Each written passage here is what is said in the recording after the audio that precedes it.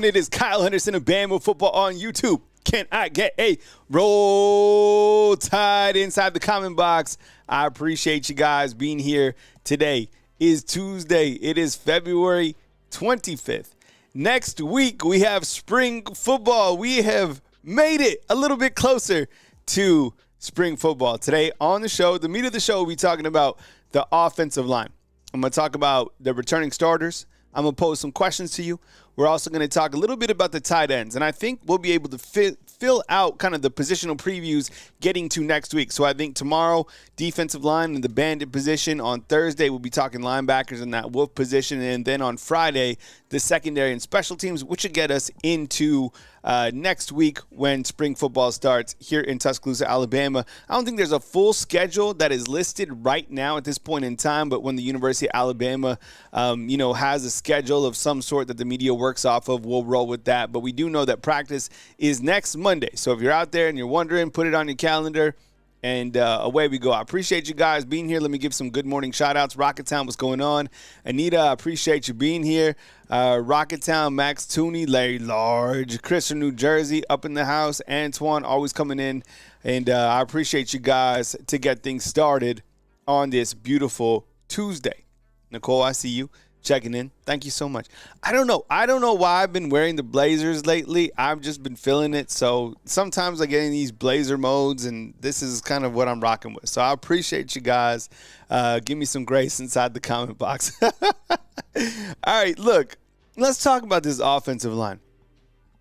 From the jump, from what you know right now, whether you've been reading your websites and your team reporters who do an amazing job and all that stuff, or things you learned right here, or things that you just knew from last season coming into this season, what is your kind of assessment in terms of talent for the offensive line at this point in time going into the spring season? And I'll ask this on a scale of 1 to 10. 10 is you're like, all right, we got the best offensive line coming back in the entire country. 7, you're like, okay, we got some things to fix.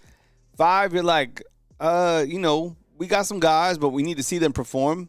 Or you're like 4, 3, 2, you're like, look, we got some problems, and we need to see if we could fix these problems during spring, or we need to figure out if we need to go to the transfer portal after spring. So, no, right tackle's like Blazers and no Jordans. No, man, I'm all dressed up. I'm always dressed up. I don't know why.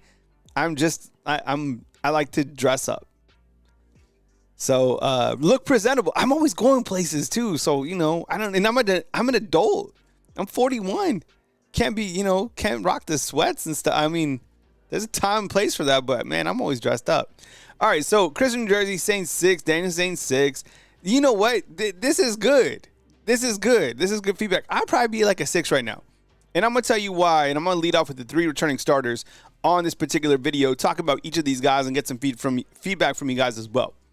Ron G72, what's up, man? Termin Sprague, what's up?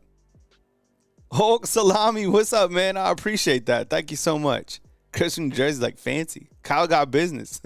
Jay saying 7. All right, so let's just say it's a 6. And in terms of like talent, what we know coming back, that's kind of a good baseline going into spring. You also return Coach Kapilovic, who'll be working the second year with the offensive line. I think that's notable as well, right? Anchorman, I love that movie. All right. It's me, Marvin. What's up, man? Daniel Adams excited about the incoming freshman, Michael Carroll. All right, so here's a couple just starting points for the offensive line. The meat of our show today will be about the offensive line, and then we'll work with the tight ends as well. So we know that Alabama returns 3 returners from last season. We also know that they lost Tyler Booker, which I think is a really big loss. I do. He was kind of that vocal leader. He was the guy that, spoke to the media, a guy that kind of had a calm leadership mentality. And no matter how bad things got for Alabama, Tyler Booker stayed very steady. He was a very good team leader. I wish him well, and I'm excited to see where Tyler Booker goes in the NFL because I think he has a long future, and I'm really excited about his overall play. You also lose Elijah Pritchett, which was interesting. So I felt when he transferred, because he tried to transfer before the season, and then he eventually transferred to Nebraska. I went on the Nebraska board and I was kind of reading what they were thinking about it. And this is always what I'm talking about is like people think just because you came from Alabama, you were like going to be the guy. Well, look, while he was the starter here, I'm talking about Elijah Pritchett, he struggled. And so did Will Conformi. The right tackle, it didn't matter who Alabama put on the right side, it was trouble. Can guys improve? Of course. But, are they going to? I don't know. It's up to them. It's up to the coaches that they get. A lot of it is timing. A lot of it is the schematics, how teams are running their offense. I don't know. Sometimes guys just don't have it. Elijah Pritchett was like, okay, yeah, he's leaving. But now you're like, oh, damn. You got Will Conformi coming back. And while I think a lot of us are pulling for Will Conformi, and we're going to talk about Will Conformi, I think the biggest question is, there's two of them. Number one is like, how much improvement has Will Conformi improved from the last game of the season to now? It's not a lot of time, but let's just see kind of a baseline and then figure out, do we need to pick up another right tackle or two in the transfer portal? Because you did lose 3, right? Ben Trade, McVay, and Elijah Pritchett. And they brought in Arkell Newgum. And from what we understand, Arkell Newgum is not very close to being ready to be a starter here at the Capstone. The biggest question is clearly the right tackle. You guys know that. I know it. And we'll see. We'll get to assess that area soon, next week. And the other thing, too, is like kind of at the bottom there, Michael Carroll watch. Will this guy be playing as a guard? Will he be playing as an interior lineman? Or will we see him working at the tackle position? I don't know. Antoine points out about Jackson Lloyd. Jackson Lloyd's another guy with the class of 2025. I'm sure we'll see him at tackle. That's what he came in for. Herman, what's up, man? Good morning to you. I appreciate you being here. Let me ask you real quick. We're going to talk about Michael Carroll, but do you think that Michael Carroll will play some tackle? Yes or no inside the comment box? I don't know. I really haven't seen anything that says he could. I mean, he does have the size. He's 6'6", 315. We've seen freshmen come in here and play positions that they weren't necessarily supposed to play and then kind of work their way out. Like Evan Neal played inside and then they moved him to the outside. I've never seen someone go from the outside and then go back to the inside. But maybe he's that versatile of a player. I don't know. I mean, shoot, I think he was the number 2 rated offensive lineman in all the land, right? And then I think also kind of like which offensive lineman will have a really big breakthrough, right? Like which offensive lineman will just kind of have that year. And I'll show you a graphic in just a second. There's a lot of sophomore guys. Rather, you could look at them as redshirt sophomores or just natural sophomores. That's just, I guess we'll have to see which sophomore kind of rises up.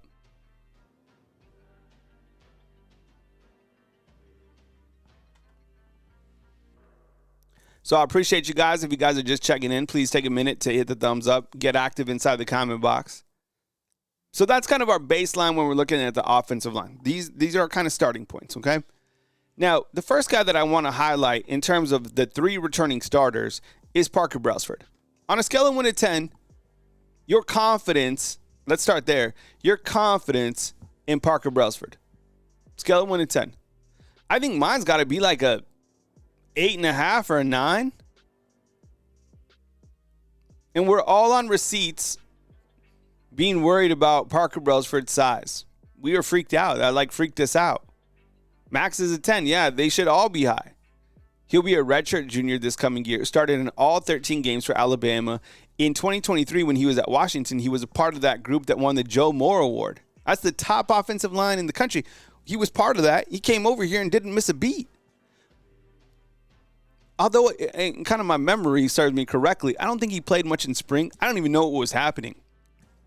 It was like some transfer stuff or he was like a little injured. I have no idea. It doesn't even matter because during the season, when it was time to play, the guy was money, very consistent. Look at that bottom stat that I have there. 82.1 pass blocking grade on Pro Football Focus. Man. He was a second-team All-American. He started every single game. Robert Hell, what's up? Robert Hell is checking in, coming up to us from Ohio. Jay has a random question. Has there been any word on Huff joining the staff, the capacity since he was let go? Oh, Jay is talking about Scott Huff. So Scott Huff was a part of this entire Washington staff. No, Scott Huff actually signed with the Rams to coach tight ends. So he'll be sticking around in the NFL. A lot of people were asking about Scott Huff, and rightfully so. But, yeah, I think it was maybe like last week or the week prior, he got a job with the Rams. All good. There's a lot of news to keep up with. Don't. Any question inside the comment box is a fine question. Carson Garrett inside the comment box, what's up? Says, I like Rock Montgomery's mindset. And Rock Montgomery, what he's talking about here is Rock Montgomery is like, look, back to work, back to business, no jewelry. Like, we're just dialed in. Back to the mentality. He's still a Saban guy, right? So Parker Brailsford, an amazing piece coming back to this 2025 offense. Amazing. Patriot Life, what's up, man? See you inside the comment box as well. Okay. So that's one pillar, right? We have 3 pillars returning. Really good offensive linemen, okay? So high praise for Parker Brailsford, everybody on the same pathway on him. How about Kadyn Proctor? How are you feeling about Kadyn Proctor? Let's do Kadyn Proctor like this. Not necessarily confidence level, but let's say like from a talent standpoint, if you were to tell somebody about Kadyn Proctor and you're describing Alabama football to them, you're like, yo, we got this guy, Kadyn Proctor. He's coming back for his 3rd year. He's 6'7", 369 pounds, and be like, is he any good? What would you say on a scale of 1 to 10? I'd probably say like a 7.5, right? 5 Adam, what's up, man? 5 Adam likes Jackson Lloyd at the right tackle position. He might be a low-key dark horse as a freshman to come in. Josh Miller would say, yo, Kadyn Proctor's a 6. Daniel Adams say 9. Todd will say 8. Yeah, I mean, I guess I said, what did I say, 7.5, something like that? Look, and I think if you were explaining Kadyn Proctor to somebody who didn't know about Alabama football, you'd be like, look, his freshman year, he came in, and from his freshman to sophomore year, he really grew up.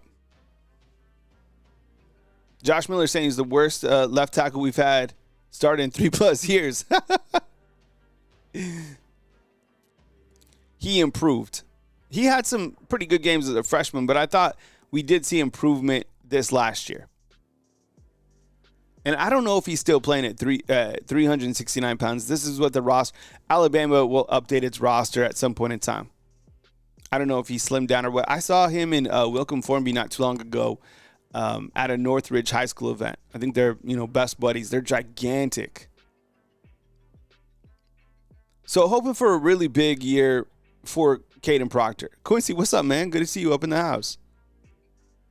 LA, we'll talk about Geno Vandermark in just a second. Geno Vandermark also returns as kind of like a second-tier reserve type player. Patriot Life, man. It's been a fan funder for 13 months. That's what's up. Darren, is it Sprags inside the comment box, points out that I'm trying to look. It looks like it jumped up. Pointing out that Kadyn Proctor did have an injury early on in the season. Remember, it was it was something with his shoulder. Anyways, he came back, and while he didn't start the initial games, he finished out 11 games, played the end of the season. His pass blocking grade, 73.0. He had a 90 grade against Georgia. Then again, everybody played well against Georgia in that first game.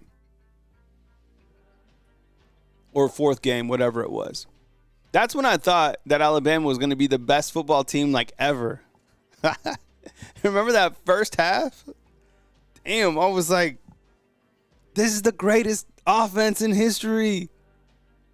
Holy cow. B. Miller, what's up, man? Shoot. With the super chat, $9.99. Checking in. It's been a minute. Yeah, I appreciate it, man. You know where we're at. Every single day, Monday through Friday, 10 a.m. Next week, if you missed it, man, spring football starts on Monday. All right, so Kadyn Proctor, another pillar coming back. All right. West Coast and still coming in from Bangkok. That's what's up. And then you have Jaeden Roberts. Okay. Jaeden Roberts didn't have his best year last year. I think out of all these guys, he underperformed. Why? Does he suck? No. Does he not have it? No, he has it.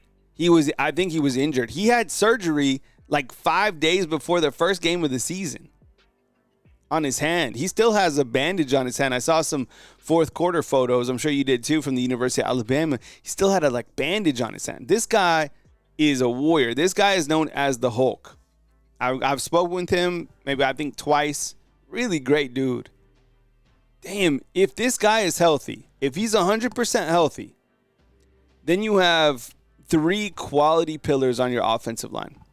That's impressive. 3 returning starters that are that level. I mean, if these guys are all playing up to their best potential, you got to be some of the best returning offensive linemen in the entire SEC. Patrick's saying that Proctor needs to lose about 40 pounds. Yeah, I don't know what he's playing at. We'll try to get some updated information. I'm sure one of the team reporters will, get an update, or they'll just update the roster. But right now, it still had him at 369. So Jaeden Roberts, clearly we all know he underperformed. It happens. B-Rob's pointing out that Oregon tackled at the portal. We'll follow up on that. But Jaeden Roberts, I feel, could be a guy who helps kind of spur the run game and can be, first. I don't know if he'll be a first-round draft pick in 2026, but, I mean, first 3 rounds, I think he has that type of talent. Army 3275 coming in with the super chat. I appreciate you, man. Thank you so much. 5 Adam is saying, what do you think, Kyle? Saban last 3 years, there were a lot of misses in recruiting class. I'd have to look at kind of, the data points and look at that. I don't know, 5 Adam. I'd have to get back to you on that. What I do know is this last recruiting class, looking what Coach Kalen DeBoer did was impressive, considering that he's not Saban. He's just taking over Alabama's program. We've talked about that plenty of times. I still can't even believe they finished the top 5, top 3. I think I'm on record saying it, that I thought the recruiting would really slide back. I'm not worried about class of 2026 right now at all. Like, will they have 3 guys, 4? So what? It's February. It's like waking me up in recruiting like the week before they sign. From's asking, what do you think Proctor body fat is? I've seen Proctor outside, like walking around. He doesn't seem like he's this huge fat dude. He's just a big dude. His legs, huge, trunks. He's just a big man. I'm confident. I'm bullish on Proctor. And I still am bullish on Roberts too. I think that if Roberts is 100% healthy, he will be one of the top guards in the SEC. We'll see. Todd's pointing out that Alabama is a top 11 team in recruiting with only 3 commits. Yeah, they were like unranked, and then they shot up the rankings with the latest commitment. Okay, Wilcom Formby. Let's just be real. We have to be real. We have to talk about stuff that sometimes is uncomfortable. We're not going to, bash people, but we have to talk about talent. We have to talk about performance. And we have to, let me ask you, if somebody was like, yo, what's your confidence level in your new right tackle that you have starting in Wilcom Formby? Hometown guy, comes from a great family. What's your confidence level on him from a scale of 1 to 10? What would you say? Hey, we got the super chats coming in. Dexter Daniel, man, love the show. And love to hear that you're involved in the prayer group. Hey, yeah, every Friday, man. Every Friday, I'm in a men's prayer group. We're working on Genesis. Last Friday, we did Genesis chapter 4, talking about Cain and Abel, and it basically came down to selfish offerings and unselfish. So, whatever. My mom has always told me it doesn't matter like what spiritual component you are. You just have to have just a higher power. I like going for like the dialogue. But if somebody asked you about like your confidence level in Wilcom Formby, man, I'd have to say, like, if I was like really being honest, I'd probably say like a 5 right now. And that might be high. I see 6. I see 5. Patriot Life in with another super chat. I appreciate you guys. Thank you so much, man. Racking up the super chats today. That's what's up. I just...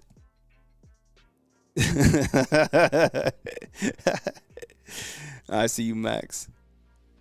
And I'm hoping for the best for him. I really want to root for this kid because he's from Tuscaloosa. There's nothing I like more than a hometown hero. If there's like a hometown hero, I'm all about it. Like, from Tuscaloosa, his family owns Taco Casa. I've explained many times, I didn't like Taco Casa when I came here. I transformed. Now I like Taco Casa. T got me to like Taco Casa. I love it. It's good. I don't like the sweet tea, but I do like Taco Casa. So that's why I'm hoping for him. But right now, from what I see last year, I'm worried about the right tackle position. And I know you guys are too. But what I want to do is give some assessment during the springtime. I want to hear what Coach Kalen DeBoer has to say about him. I want to hear what Coach Kapilovic has to say about him, how he's working on his craft, and based off the experience that he had last year, how he's parlaying that into now his redshirt sophomore season. And if we do see some improvement from him, my next thing would be like, okay, that's great. What does it look like on the 2 deep overall for the offensive line? And who's going to be your left guard? We haven't even talked about the left guard position trying to replace Tyler Booker, right? So here's kind of a snapshot of all the offensive linemen within the University of Alabama, okay? Let me see if I can go full screen here. Another super chat in here, man. I appreciate you. Thank you so much, Army. You've been on it today. So here's all of Alabama's linemen. Let me go through them, and I'm going to talk about a couple of these guys. You know, something that really stood out to me is there's quite a handful of sophomores, right? But let's start with the left. So up at the top, Cam Dewberry came in from Texas A&M. Arkwell and Newcomb, he's new as well. He came in from Ball State. I talked about Proctor, Brailsford, Roberts, and Formby. You have Olas Allanen, right? He's a sophomore. Joseph Ionita, he's a sophomore. Rock Montgomery, sophomore. Well, you could say, like, you know, it's a third year, but let's label him sophomore, right? Casey Poe. You know, Casey Poe's a guy I'm kind of – he is one of the guys I have – like, if I have spotlights right now, see, because I want to see – which guy has a breakthrough from, let's see, I guess Olas Allanen. What does he do? Rock Montgomery. I'm like really watching him. Casey Poe. You know, we have people who are just, you know, in the trenches, offensive line type guys, former coaches on here. Casey Poe was a guy that, if you know talent, people were like, he could play last year. So think about that, and coming into this season, no one really talks about Casey Poe. He's a very high-level player. We might not be talking enough about Casey Poe. I don't really know a lot about William Sanders at this point in time. Geno Vandermark, somebody asked about him earlier in the show. He's coming back again. I think that's positive because he's a quality veteran reserve. I don't think he's going to be a starter, right? William's asking, does Olaf speak English? Yeah, I think he does. He's from Finland, right? I think he speaks, I guess, is it, I don't want to sound ignorant here, but is it like Finnish? Like, what are they speaking of in Finland? Is it Finnish? I think he speaks English, though. I want to say I saw an interview with him. But I think Geno Vandermark coming back is something to be positive because he could play a variety. He could play center. He could play guard, right? He's like a reserve interior offensive lineman. Finnish? Dutch. Okay. They're speaking Dutch in Finland? Thank you. Oh, man. Max Tooney's pointing out he speaks English, Finnish, and Russian.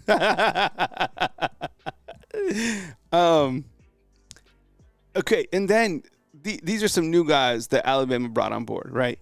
Michael Carroll, Micah DeBose, Mal Waldrop, and Jackson Lloyd. People have been talking about Jackson Lloyd.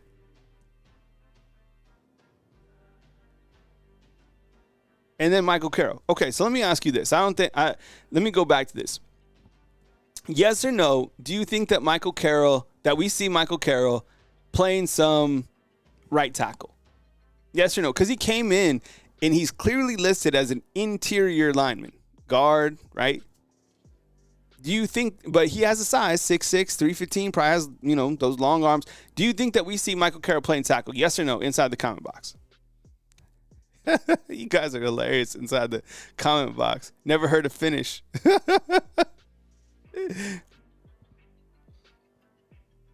Finland is Swedish. Dwight was something. This is hilarious. We need. Can someone find that out while I'm on the show? I need to look it up. This is too funny.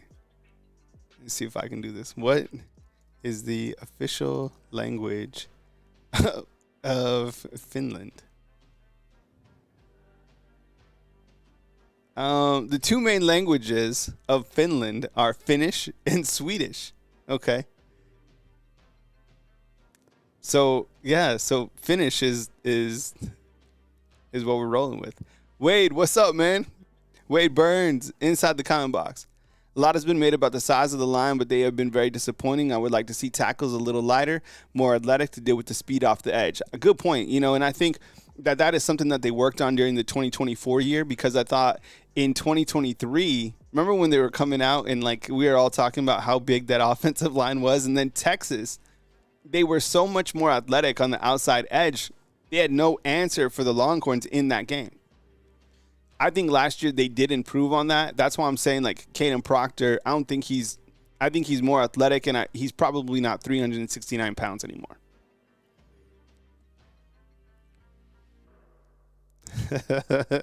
Finglish.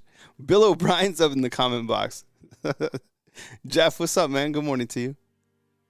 I appreciate you being here. And then you have Micah DeBose, right? Alabama signed 2 offensive linemen from the state of Alabama. Micah DeBose being one of them, and then Mal Waldrop and Jackson Lloyd coming in from California. So that's kind of a baseline look at the vets coming back, the 2 transfers, and the 4 prospects that signed with the Crimson Tide. So then I was thinking about it. I was like, okay, I put this out on the board, and I was like, okay, let's just put this out here and see what Alabama's offensive line, if they went out for a game right now, is this what it looked like? 5 Adam. I think that Micah DeBose, I want to say he's an interior offensive lineman. Maybe someone inside the comment box could correct me, but I want to say he's an interior. So if Alabama had a game right now, I don't know. Maybe this is how it shake up. Everyone keeps saying that Dewberry is going to be the starter at guard. I have no idea if that's true. We haven't even seen the guy. Kadyn Proctor, Cam Dewberry, Parker Brailsford, Jaeden Roberts, Wilcom Formby. What would you say about that offensive line? If they came out and played, would you say that that's an elite group? 1 out of 10? I'd probably say it's a 6.5, 7 offensive line, which is pretty good. A lot just depends on this whole right tackle position. And there you can see on the other side, I put Michael Carroll, Jackson Lloyd, and then Nugum. I have no idea, like I said, if Michael Carroll's going to play right tackle or not.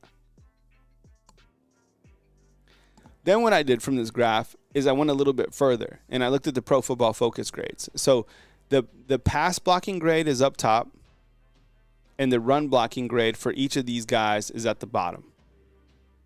Okay? So Kadyn Proctor, pass blocking grade 73.0, run blocking grade 69.3. Again, these are from Pro Football Focus. It's data points that we use. Pretty much every show uses them. Cam Dewberry 54.4 and 57.9. It's not that. That's not that impressive to me. I know those are just numbers, but Parker Brailsford, 82.1 in pass blocking, 61.4 in run blocking. Jaeden Roberts, 63.0 in pass blocking and 71.3 in run blocking. Max Tooney saying that Antoine Nugum can palm a bowling ball. Dang. He's a huge, that's crazy. And then on the right, Wilcom Formby, 61.0 in pass block and 56.5 in run block. So when you look at those numbers from Pro Football Focus, I don't know if it's concerning or not. I would have to compare them to the other groups from the SEC, but it seems a little less than stellar. But chance for an opportunity to improve this spring. And as far as I know, Alabama is still holding its spring football game. I know a lot of programs are starting to cancel, and I think that might be the wave. I just think it's completely unfair that Alabama has to have its spring football game. It'll be on ESPN. All the televisions will be broadcasting it. And then 3 days later, you have the transfer portal. That still freaks me out.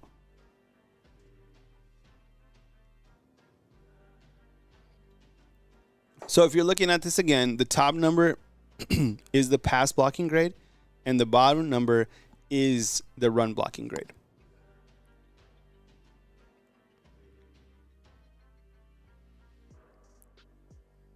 So before we get to the tight ends, let me go back to the offensive line real quick.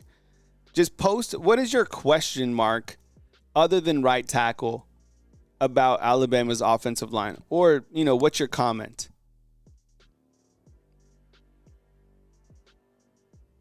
Show 44 says Cole Kubelik says Pro Football Focus doesn't know what the hell they're talking about. And Cole Kubelik's great. I mean, he does fantastic work. He has a really good channel as well. He's a super knowledgeable dude. He's one of the reason I like Cole Kubelik is he is one of the guys. He's an offensive line, right? Former offensive lineman, and he had his forte is offensive line. It's easy to talk about. Not easy, but you have too many people talking about quarterbacks, running backs, skill position players, even defense. But he's in the trenches. So I think what he says carries a lot of weight. Yeah, he's so knowledgeable, super sharp dude. That's all I'm saying. I always say support other content creators as well, because there's some amazing content creators out there. It's amazing to me. The space that we're in now, it's amazing. Chris, what's up, man? It's all good. So Larry Large says that we're going to lose 4 to 5 offensive linemen in the portal. Chris from New Jersey saying, is Michael Carroll enrolled? To my knowledge, he's enrolled at the University of Alabama. Yeah, he's an early enrollee. Oh, yeah, Show 44, he breaks down film really well. No doubt, 100%. I met him one time at the I was at the Mercedes Stadium for something. I guess it was for the Alabama-Georgia game a couple years ago, and I met him. Very nice guy. What else stands out to you about this offensive line? Anything positive? Anything negative? Any question marks? Who's your sleeper in this group? How about that? Who's your sleeper player that has a breakthrough this spring? Is it going to be Rock Montgomery, Casey Poe? I guess we really haven't talked. I mean, Joseph Aonada, I kind of see him more as a center, so he's behind Parker Brailsford. Or maybe that's Rock Montgomery. I don't know. Who's your sleeper in this group?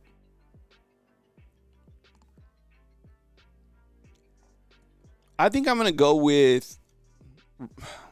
I'm kind of pumped up about Rock Montgomery just because of his comments. So I'm going to say Rock Montgomery, Casey Poe, and... I don't know. Give me our Finnish friend, Olas Allen. Maybe those are the 3 guys that I think might have a breakthrough. J-Bake says, Kyle, Cam Dewberry allowed 1 sack and 261 snaps. That's amazing. Yeah, I mean, you pair him up right next to Parker Brailsford. I mean, that's and then Jaeden Roberts on the other side, that's fine. A lot of people going with Dewberry. Okay, good. And this is where it's all going to start because let's face it, this is my last thing on the offensive line before I start talking about the tight ends. Ryan Grubb, there's no doubt, everybody knows this, that Alabama's skill position players, wide receivers and running backs, and I'll talk about tight ends next, their skill position players are elite here. The wide receiver room is the best that it's been since probably 2020. The running back, that room is completely full. But it all starts right here with this group. And if this group is not up to par, then it doesn't matter who the quarterback's going to be. It doesn't matter, how Alabama's schematically going to run things differently under Ryan Grubb. They will struggle if this group isn't tightened up. This group has the most pressure for sure. I would say even more so than the quarterback. I think the quarterback will come in, whoever it is, probably tie and operate the offense fine. But damn, like if these guys can't keep him clean, the one thing that you have to remember is Ty Simpson, Keelan Russell, Austin Mack. Austin Mack's a big dude. I don't think none of those guys have the chin that Jalen Milroe had. Those quarterbacks can't be sacked 44 times, in my opinion. That's just opinion. But I think if those guys get hit 44 times this year, right? Like Keelan, there's no way right now. I don't even know if the guy's 200 pounds yet. These guys have to protect. They have to be able to open up a running game. There's a lot of pressure right here within this group. Hopefully they're up for the task. I can't wait to see them improve. I'm so excited to see Michael Carroll. I want to see Cam Dewberry. But it all starts right here. So that's the offensive line. Let's talk about this tight end room. Daniel Adams says 170. Yeah, I mean, that's the one thing we've been talking about. I'm sure they'll get him up to 200. They have to. So here are your tight ends. Danny Lewis, Josh Cuevas, Jay Lindsey, Caleb Edwards, and Marshall Pritchett. Those are the two guys that Alabama brought on board. What's your excitement level about this tight end room? No one talks about the tight end room. Everyone, kind of bypasses the tight ends. It's not like the sexiest position to talk about, right? But based off these guys, how are you feeling about the tight ends that Alabama has within its roster? Scale of 1 to 10, you like super excited about this group? 7, you're like, okay, let's see what these guys got. A lot of these guys, I guess Danny Lewis and Josh Cuevas, they played a little bit here. Josh Cuevas had about under 300 yards receiving. But we don't really know too much about these guys, and they'll have an opportunity to rise up this year. Max Tooney's happy with the 8. Larry Large coming through with the 8. Ricky Smith said, you know what? People are optimistic about the tight end room, and I'll tell you why. It's this guy right here. I'll come back and talk about each of these tight ends, but look, this guy. This is why Alabama fans are happy about the tight end room, or at least optimistic, because of Josh Cuevas. Another transfer that came from Washington. I didn't realize he was 251 pounds. 6'3", 251 pounds. He'd be a redshirt senior. Played in all 13 games last year for the Alabama Crimson Tide. He had 218 yards. And at the bottom, I have... Is it like a playmaker alert? It kind of seemed like he had like an ability to make some plays in the small opportunities he had. Now, he was playing behind C.J. Dupree, so he's kind of a reserve type guy. But it felt like he had a little bit of speed to him. It felt like he had really good hands. I think about the two plays, one against Wisconsin where they opened up that seam, which was a great play call by Nick Sheridan. Milroe hit him. Remember that play down the seam? Safety went the opposite way. Wide open for a touchdown. And then I remember the play against Mercer. I talk about it often where, he went up there and caught that pass. So 12 personnel is when they have two tight ends on the field. And if they have two tight ends on the field, which I don't know if they're going to do that, considering that the offensive line hopefully is better and that you have more dangerous wide receivers, the other tight end on the field I would believe be Danny Lewis. Danny Lewis, he's a bigger tight end. He's 6'5", 260 pounds. I would imagine he kind of plays the role that Robbie Oots played for Alabama in the past. Jay Lindsey's a big body as well. Caleb Edwards is, multi-purpose tight end. I think he has a little bit of playmaking ability as well. And then Marshall Pritchett, he's like 6'6".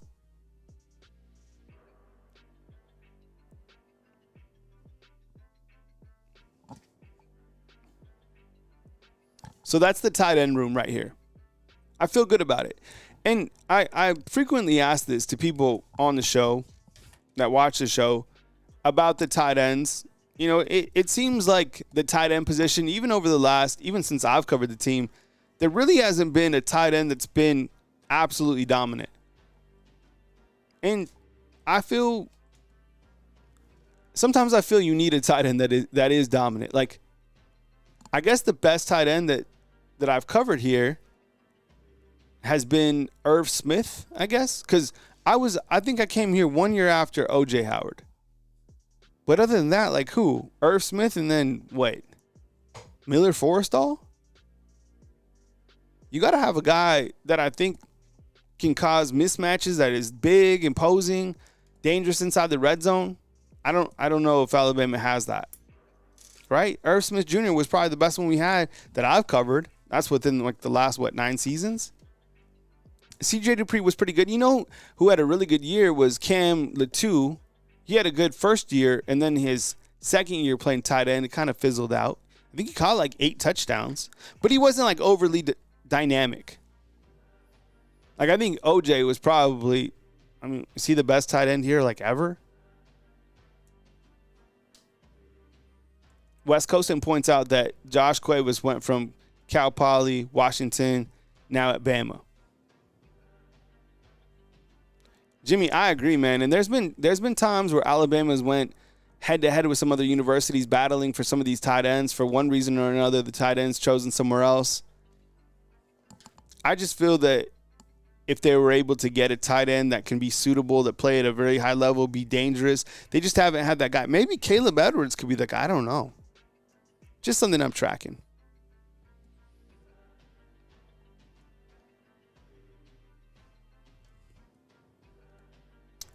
As mentioned, Alabama's spring football will start next Monday, March 3rd. The Crimson Tide spring football game will be played on April 12th. Daniel Adams adds Brock Bowers type. Exactly. Man, Brock Bowers, he's probably one of the best football players we've had in a while. I mean, that's just the fact. He was able to be so dominant. He even caught a ton of balls this last year for the Raiders, right? 5 Adams saying put Edwards or Marshall film on. Yeah, the Marshall kid, I was wondering if he played more wide receiver. He's like 6'6", 215, 230?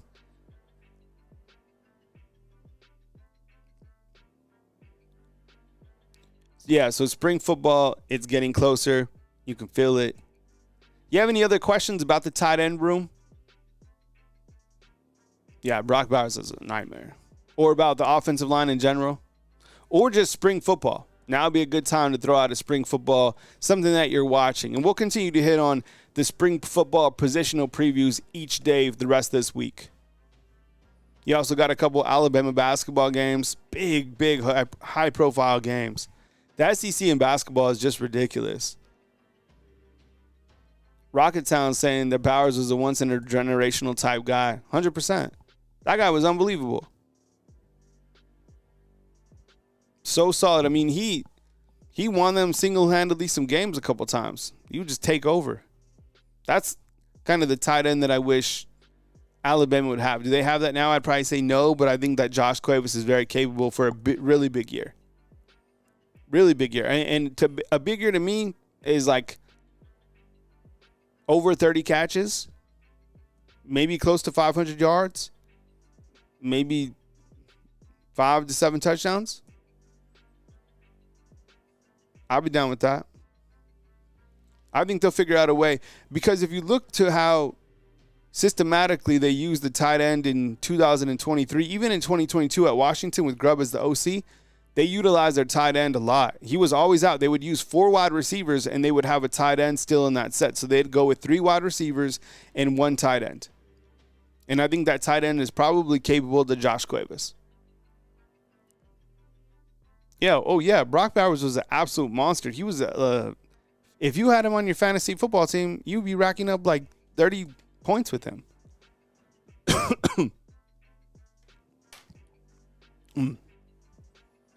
Well, that's our show today, talking about the offensive line and the tight ends. Tomorrow we'll talk about the defensive line and the bandit position. And maybe I'll post inside the community tab questions so you guys can hit us up with some questions on the back end. I appreciate you guys rocking with me. Thank you so much for all the super chats. Holy crap, we passed our super chat goal today. I really appreciate that. Thank you so much to everybody that super chatted. I appreciate you guys. And thanks for rocking with me. Later on in today, I'll upload these as podcasts to Apple Podcast and Spotify. And I'll probably cut some, items up. I did that yesterday. There was some stuff to talk about, so I uploaded it. But thank you very much for watching. I hope you have an amazing rest of your Tuesday. As major news happens, I got you covered right here on Bama Football on YouTube. And every Monday through Friday at 10 a.m., I am live right here on Bama Football on YouTube. It'll be the same way next week, even with spring football. We'll just have to figure out kind of the schedules, and we'll ask Alabama Football if we could have some of their content on our channel. Jay Banks saying shout out to the baseball team. The thing about the baseball team, because we did a video with that, a lot of people didn't have a problem with it. They were like, look, that's savage. So you can go both ways. I have a video talking about it. It was a photo heard around the world. Shoot, they're 8-0. But I appreciate you guys rocking with me today. I hope you guys have an amazing Tuesday. I'll be back next show right here on Bama Football on YouTube. Max Tooney, 5 Adams, Sean, Rocketown, Chris Waltman, Army, Patriot Life, Daniel Adams. Daniel Adams reminds me of like Samuel Adams. West Coastin, Larry Large, Ricky Smith, RT Tackle. I appreciate you guys all watching. Have a beautiful rest of your Tuesday. Coming to you from Tuscaloosa, Alabama. Kyle Henderson, Bama Football.